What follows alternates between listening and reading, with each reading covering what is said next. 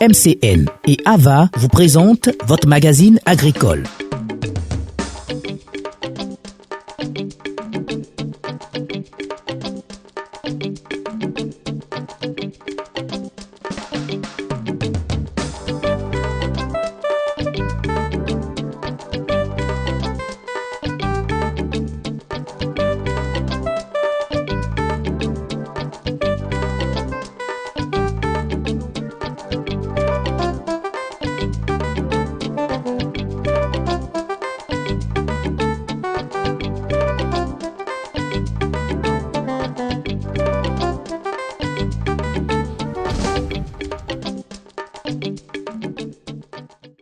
Bonjour à tous, je suis très heureuse de vous retrouver pour parler d'agriculture. Vous le savez, tous les dimanches en 15 sur RTI 1 à 14h30, nous nous retrouvons pour aborder les questions liées au secteur agricole.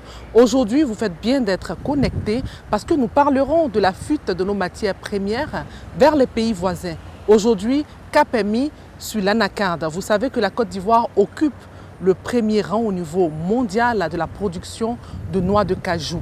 Le Conseil du coton et de l'anacarde a décidé de sensibiliser nos braves paysans de l'Est. Votre magazine les a suivis, le compte rendu dans ce reportage. L'anacarde est aujourd'hui l'or vert pour de nombreux paysans du nord de la Côte d'Ivoire. Et cette culture fait vivre un nombre important de familles. Malheureusement, les revenus des paysans sont en chute libre et la quote-part revenant à l'État en termes de recettes à l'exportation est tout aussi menacée par le phénomène de l'exploitation illégale des noix de cajou. Pour mettre fin à ce phénomène, le Conseil du coton et de l'anacarde, CCA, a décidé d'entamer une tournée dans les régions productrices de noix de cajou dans l'est du pays. La mission se rendra dans l'Indénié Djouablin, le Gontougo et le Bounkani. Objectif, appuyer les actions des comités de veille, des autorités locales et les acteurs de la filière pour le bon déroulement de la campagne de commercialisation du cajou 2017. La délégation aura à déterminer en concertation avec les acteurs locaux les mesures et actions à conduire pour le bon déroulement de la commercialisation de l'anacarde. La mission permettra au Conseil du coton et de l'anacarde d'évaluer l'ampleur de la fuite du produit vers le Ghana. Les opérateurs de la filière seront sensibilisés quant à l'impact négatif du phénomène sur la santé économique de la Côte d'Ivoire. La délégation, conduite par Dr Adama Coulibaly, directeur général du Conseil du coton et de l'anacarde, a débuté par la ville d'Agnibilekro. Après une visite à la résidence du préfet de région, Jacques Koné-Lobognon, le directeur général du Conseil du coton et de l'anacarde et sa délégation se sont rendus dans les locaux de la préfecture d'Agnibilekro. Une salle archi-comble comprenant la notabilité, l'ensemble du corps préfectoral, de la région de l'Indénié Djouablin, les élus départementaux, les forces de l'ordre, les représentants du ministère de l'Agriculture et du Développement rural et les acteurs de la filière, acheteurs, exportateurs, producteurs, transformateurs. En tant que président du comité de veille de la région, le préfet Jacques Koné-Lobognon a remercié le directeur général du Conseil du coton et de l'anacarde d'avoir choisi sa région comme première étape de cette tournée et a profité pour faire appel à la conscience des uns et des autres pour le développement de la filière anacarde. Dr Adama Coulibaly, directeur général du Conseil du coton et de l'anacarde, s'est réjoui de la mobilisation observée autour de cette tournée avant d'expliquer à l'assistance comment la fuite des produits pénalise la Côte d'Ivoire à plusieurs titres. Selon le directeur général, la première pénalité concerne tout d'abord les régions et départements à travers lesquels les produits fuient le pays. Nous sommes dans une phase de programmation d'investissement de transformation de l'anacarde et cela consiste à repérer les départements plus producteurs et les régions à grande production et à y orienter les investisseurs potentiels. Si nous constatons sur plusieurs campagnes une baisse de production, nous ne serons pas à mesure de diriger des investisseurs vers ces régions à déclin, a-t-il indiqué. La remise en cause du leadership de la Côte d'Ivoire en production de noix de cajou a été désignée par Adama Coulibaly comme une conséquence de la fuite des produits. Enfin, la troisième difficulté se situe au niveau des différentes taxes que l'État s'autorise sur les produits d'exportation. À la suite du directeur général, Mamadou Doumbia, chef de service chargé des opérations au Conseil Coton Anacarde, a donné un certain nombre d'informations sur la campagne qui concerne la mise en place d'un dispositif d'encadrement dédié à la filière anacarde, de la mise en place d'une sacherie brousse, de la mise en place d'un circuit de commercialisation mieux structuré afin de faire la promotion de la transformation locale de l'anacarde. Les différents acteurs, tour à tour, ont fait savoir leurs différentes préoccupations à la délégation du Conseil du coton et de l'anacarde qui a trouvé les mots justes pour convaincre ses interlocuteurs.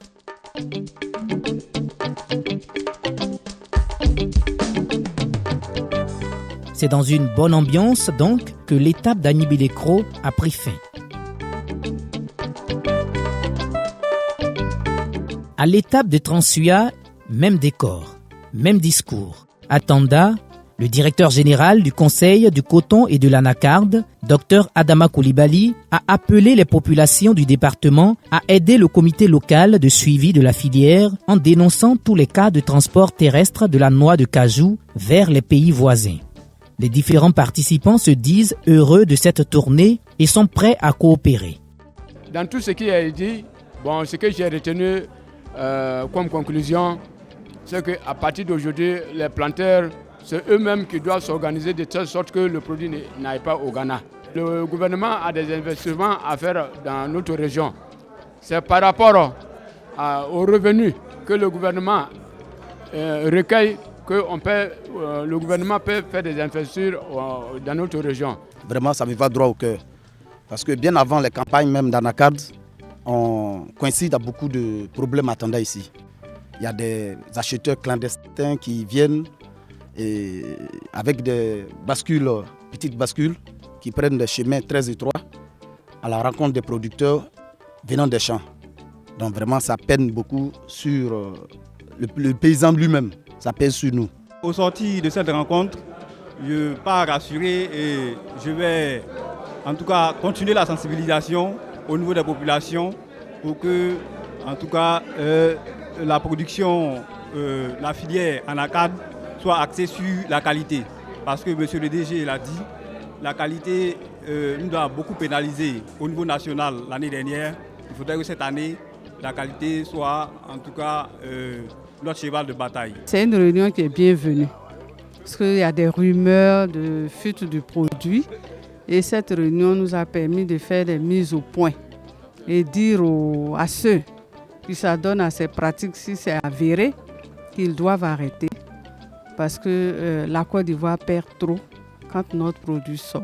Nous devons nous engager dans le combat contre la fuite des produits vers les pays limitrophes. Les populations l'ont compris. Elles avaient besoin d'informations. Je pense qu'elles ont été suffisamment éclairées. Et à la lumière des différentes interventions enregistrées, nous sommes confiants. Nous pensons que le combat va reprendre de plus belle et nous allons réduire à un niveau marginal le phénomène qui est un véritable fléau dans notre zone ici à l'Est. À Bouna, Dr Adama Coulibaly a été très clair. La fuite des produits vers les pays limitrophes cause des dommages colossaux très préjudiciables à la nation. Tous ceux qui font cette pratique sont des contrevenants qui méritent des sanctions prévues par la loi. Il faut souligner que la région du Bounkani, faisant frontière avec le Burkina Faso et le Ghana, est une zone très souvent en proie à la fraude. Nous sommes là dans le cadre de la lutte contre les produits anacarde qui sortent dans les pays voisins. C'est pour ça que nous sommes sur le terrain. Oui, on vient d'avoir une réunion avec la direction du conseil anacarde coton pour les conseils pratiques qu'ils nous ont donnés. Et nous, en tant que gardiens des frontières, nous pensons que nous allons vraiment redoubler d'efforts pour empêcher que ce produit sorte. Et en tant que douanier, mon rôle, moi et mes agents, c'est vraiment de combattre cette fuite de produits vers les pays frontaliers tels que le Ghana et le Burkina. Le préfet de Doropo, président du comité de veille, se prononce. Nous avons beaucoup appris au cours de cette séance de travail. Nous avons été documentés. Voici le document à ma main. Et donc, les armes sont énormes, comme je le disais, et nous pouvons travailler davantage, sensibiliser nos producteurs, comme je le disais, parce que quand ils vont vendre les produits à l'étranger, C'est parce qu'ils pensent que bon, le système ne les arrange pas. Or, pourtant, c'est le contraire.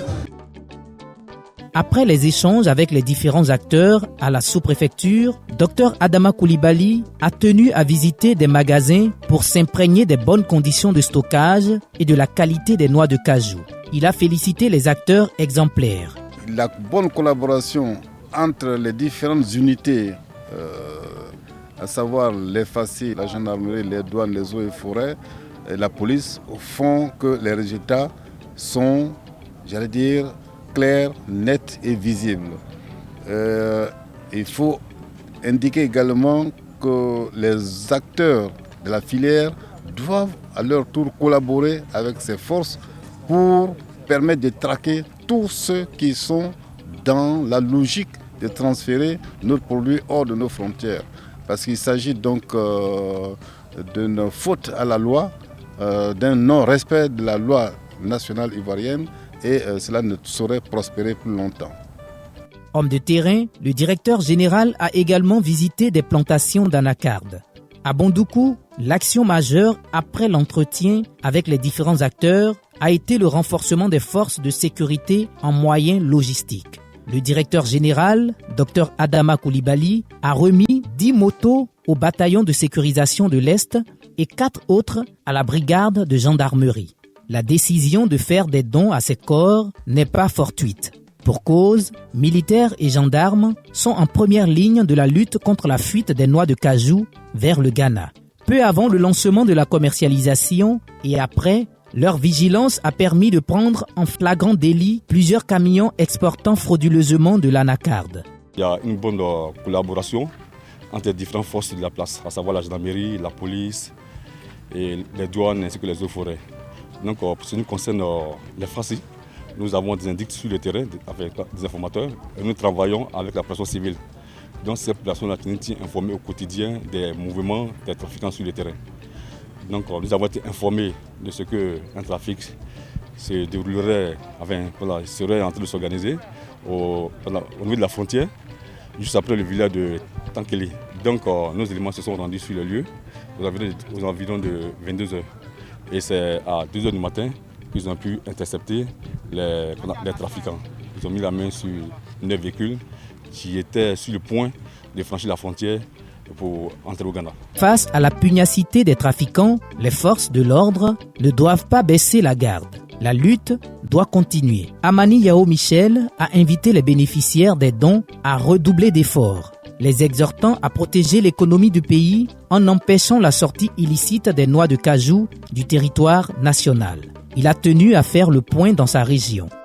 Avant la tenue de cette réunion, en collaboration avec le DG, nous avons eu à tenir 3 réunions consacrées à cette question.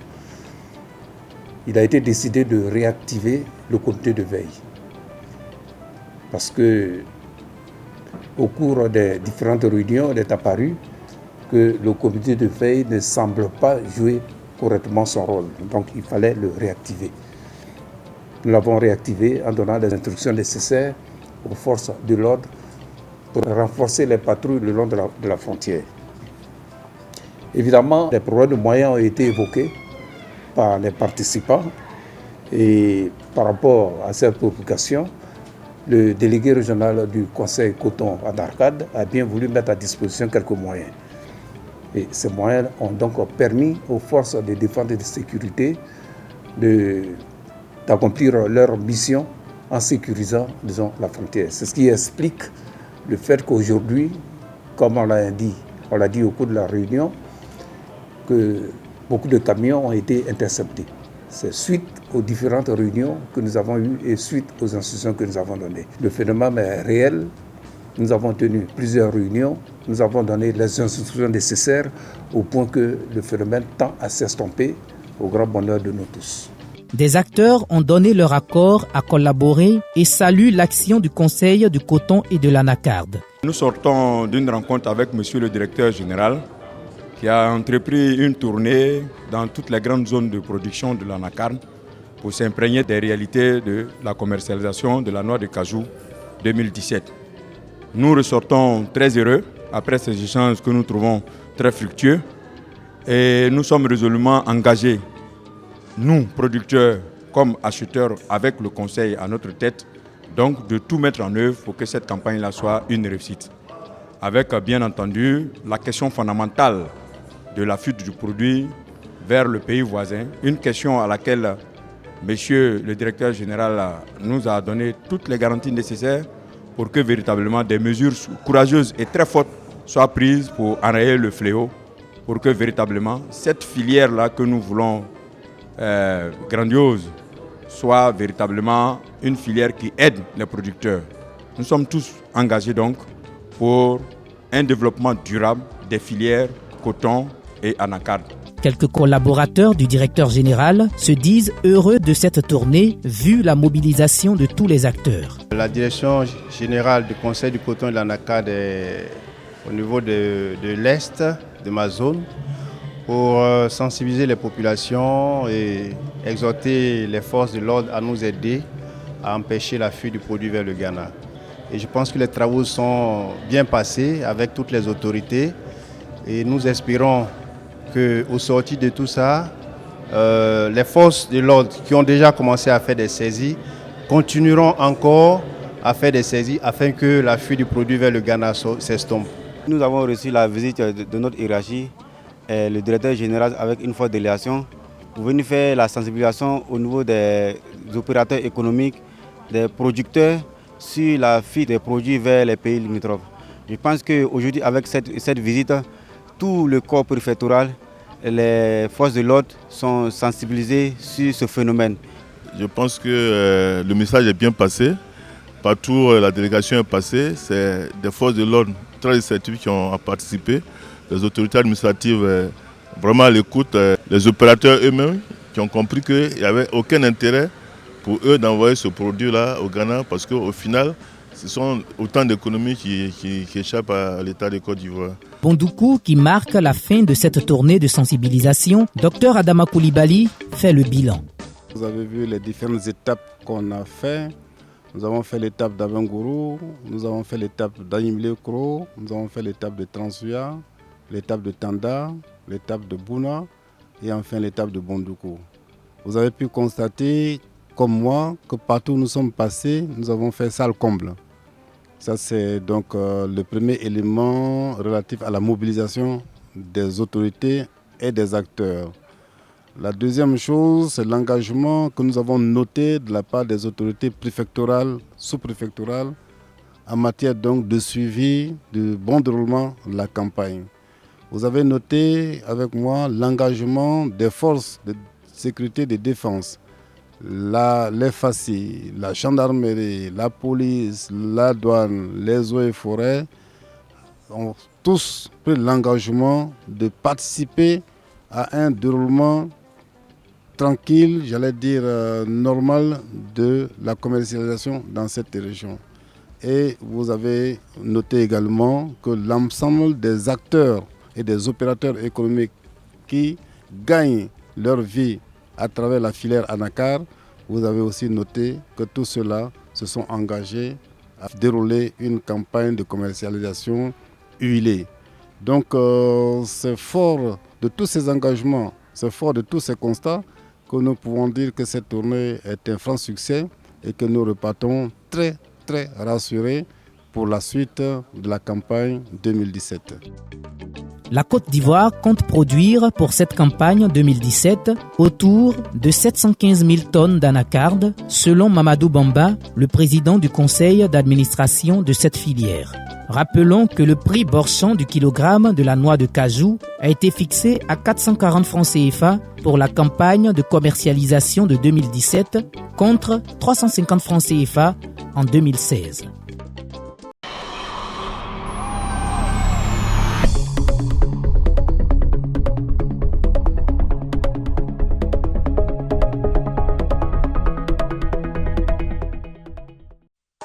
La direction du Conseil du coton et de l'anacarde, CCA, organe de régulation, de suivi et de développement des filières coton et noix de cajou, a procédé au foyer des jeunes de Niakara, centre-nord, région du Hambol, au lancement d'une campagne de sensibilisation sur la mise en œuvre du zonage dans la filière coton. Le gouvernement a donc entériné la proposition des acteurs de retourner au zonage, qui est un système qui consiste à attribuer à chaque société cotonnière une zone exclusive d'activité où, en tant que seul égreneur, elle prend en charge le développement de l'ensemble des activités de la filière et est née de la réforme de la filière coton adoptée par le gouvernement ivoirien le 22 mars 2013 afin d'assurer la relance durable. Prenant en premier la parole, le président du conseil d'administration du conseil du coton et de l'anacarde, Mamadou Bamba, a expliqué aux producteurs les situations qui ont poussé le chef de l'État, Alassane Ouattara, à signer le décret d'application numéro 2016-1153 du 28 décembre 2016 qui rend opérationnel le zonage du bassin cotonnier ivoirien. Pour lui, on peut affirmer de manière globale que la filière était en perte générale de compétitivité avec pour conséquence la baisse de la qualité du coton graine et par ricochet la décote du coton ivoirien au plan international. Selon le directeur général du Conseil du coton et de l'anacarde, Dr Adama Koulibaly, pour rendre la filière coton plus compétitive et plus profitable aux acteurs, avec à la clé l'amélioration de leurs revenus et de leurs conditions de vie, une réforme a été adoptée par l'État et ce, sur proposition des 10 acteurs, ajoutant que celle-ci prévoit une réorganisation de l'intervention des sociétés cotonnières.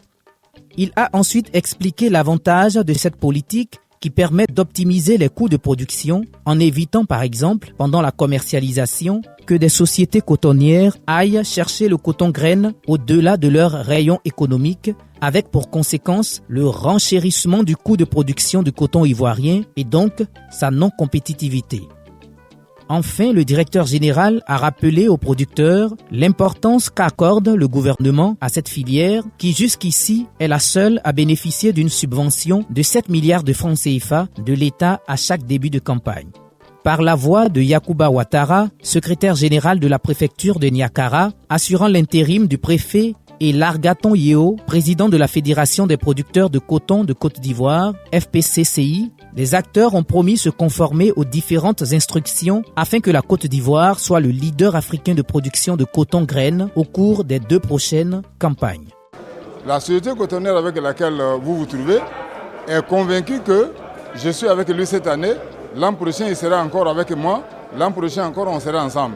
Et s'il y a lieu de réparer votre route, s'il y a des ponts sur votre route, s'il y a des écoles à construire, il peut participer. C'est ça nous demandons aux sociétés cotonnières de nous aider à développer nos régions. Sinon, aller au zoning, nous sommes partants, nous sommes purement partants.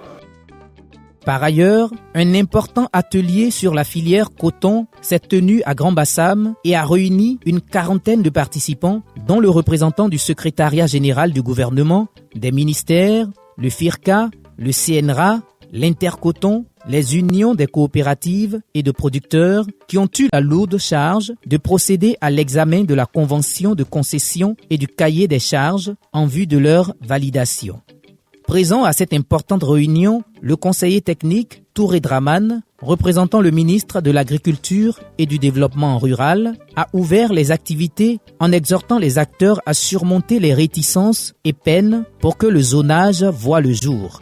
L'objectif de cet atelier est de parvenir à une version de la convention et surtout du cahier de charges qui prennent en compte les attentes des acteurs et partenaires de la filière coton et permettent de créer les conditions de succès du zonage qui constitue une réforme en profondeur de cette filière après sa libéralisation en 1999. Toute chose qui permettra une relance durable de la production cotonnière. Aujourd'hui, les sociétés ne sont pas confinées. Elles ont le droit donc d'aller partout où elles peuvent faire produire du coton. Et le zonage a l'avantage donc de les ramener dans un territoire bien déterminé. Et donc il va sans dire que ces sociétés ont des actifs dans certaines zones desquelles elles vont se retirer. Et donc quels sont les droits que ces sociétés vont recevoir et quels sont donc les devoirs qu'elles vont apprendre vis-à-vis donc de la nouvelle zone dont elles héritent. C'est l'ensemble de tout ça que nous allons stabiliser donc dans des documents qui sont donc les cahiers de charges et la convention. 2 commissions ont été mises sur place pour examiner le projet de convention et le projet de cahier de charges. La campagne coton 2017-2018 marquera le démarrage effectif de la mise en œuvre du décret numéro 2016-1153 portant industriel dans la filière coton.